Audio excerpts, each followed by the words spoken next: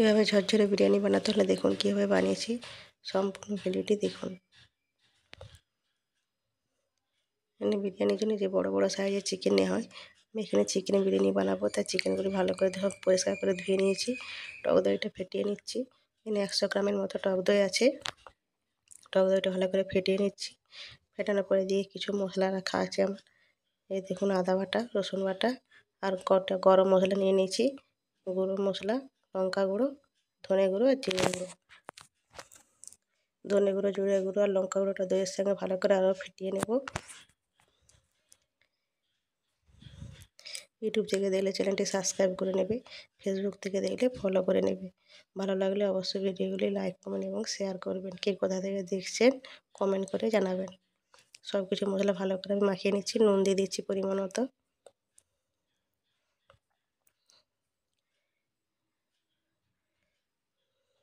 রসুন বাটাটা, আদা বাটাটা আর গরম মশলা আর দইয়ের সঙ্গে ফেটিয়ে যে মশলাটি দিয়েছি, লঙ্কা গুঁড়ো, জিরে গুঁড়ো, ধনে গুঁড়ো সব কিছু ভালো করে মাখিয়ে নিচ্ছি। দিয়ে দিচ্ছি বিরিয়ানি মশলা, দিয়ে দিচ্ছি কাশ্মীরি লঙ্কা গুঁড়ো,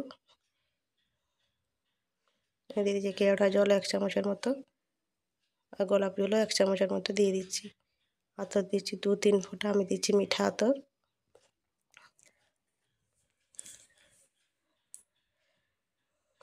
সব কিছু ভালো করে মাখিয়ে নিতে হবে।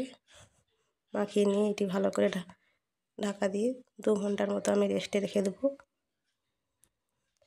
এদিকে আমি দুধটি গরম করে নিয়েছি, গরুর দুধ নিয়েছি, দিয়ে দিচ্ছি কেশরটি গরম দুধের মধ্যে ভিজিয়ে রেখে দিচ্ছি।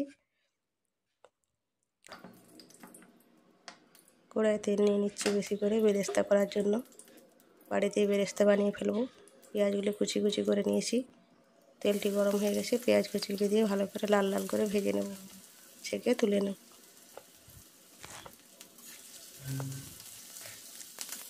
ভিডিওগুলি যদি ভালো লাগে অবশ্যই কে কোথা থেকে দেখছেন কমেন্ট করে জানাবেন। এদিকে বিরিয়ানি আলুগুলো আমি সেদ্ধ করার জন্য পেঁয়াজের রস আর লঙ্কা গুঁড়ো, হলুদ গুঁড়ো, জিরে গুঁড়ো আর বিরিয়ানি মশলা দিয়ে দিচ্ছি। আর দিয়ে দিচ্ছি পরিমাণ মতো নুন। আলুগুলো আমি সেদ্ধ করে নেবো পেঁয়াজের রসে। এইভাবে আলুগুলো সেদ্ধ করলে খুব সুন্দর খেতে লাগে বিরিয়ানির আলু। এদিকে পেঁয়াজগুলো আমার ভাজা হয়ে গেছে, তুলে নিচ্ছি। একটু পেঁয়াজগুলো বেশি ভাজা হয়ে গেছিলো, গরমে আরও বেশি হয়ে গেছে। এরপর দিয়ে দিচ্ছি নুন, ছড়িয়ে দিচ্ছি, তাহলে বেরেস্তাগুলি মুচমুচে থাকবে অনেকক্ষণ। ভাজার সময় কোনো রকম আমি নুন দিইনি। 2 ঘন্টা বাদে মাংসটা আমি বার করে নিয়েছি। বেরেস্তার যে তেলটা বেড়েছে সেই তেলে আমি মাংসটি ভালো করে কষিয়ে নিচ্ছি। মাংসটি ভালো করে কষানো হয়ে গেছে, কোনো রকম ঢাকা দেওয়ার দরকার নেই। বেরেস্তার তেলে ভালো করে মাংসটি কষে নিতে হবে। এদিকে আমি হাঁড়িয়ে বেশি করে জল দিয়ে দিয়েছি আর দিয়ে দিচ্ছি কটা গরম মশলা, দারুচিনি, এলাচ, লবঙ্গ, গোলমরিচ আর একটা স্টার।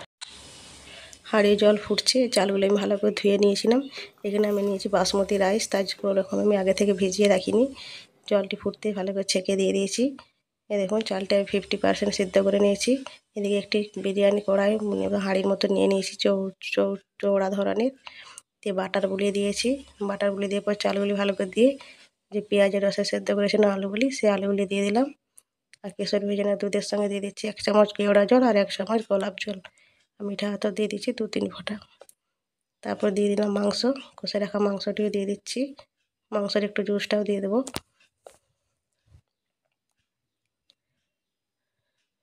দিয়ে দিচ্ছি বিরিয়ানি মশলা, বেরেস্তা আর দিয়ে দিচ্ছি কেশর ভেজানো, গোলাপ জল ভেজানো দুধ। তারপরে আবারও দিয়ে দেবো চাল। এইভাবে ভালো করে পাট করে নেব। তারপরে আবারও দিয়ে দিচ্ছি বেরেস্তা। তারপরে একটু নোড়া ঢাকা দিয়ে ভালো করে চাপ দিয়ে দমটি কমিয়ে 5 মিনিটের মতো রেখে দিয়েছিলাম। দেখুন আমার এখানে বিরিয়ানিটি রেডি হয়ে গেছে। আমি একটু উপর নিচ করে নিচ্ছি।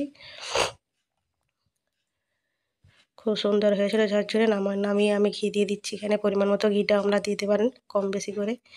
এদিকে আমি একটি বানিয়ে নিচ্ছি দই দিয়ে।